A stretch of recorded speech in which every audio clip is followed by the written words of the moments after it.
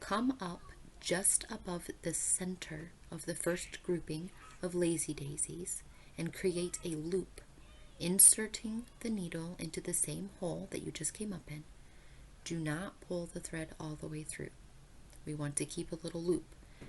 Bring the needle up just on the inside of that first daisy petal, catching your thread, and then tacking it down with a little stitch by inserting the needle above the loop and pulling it back. Next, I'm stitching the petal beneath the first one we just made.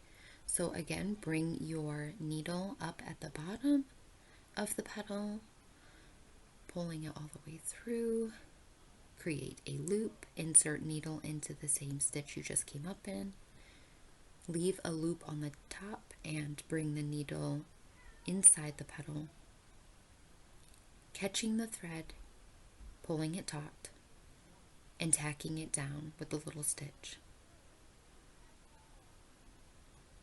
You can stitch these petals in any order that you want.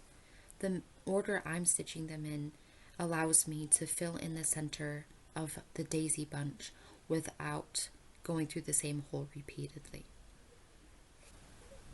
One thing to remember as you are creating these lazy daisies is to avoid going into the same hole that you came up in to tack down your petal. If you insert the needle into the same hole that you came up in when you tack down the top of that petal, the top of that petal will pull through the hole towards the back of your piece, right through the fabric.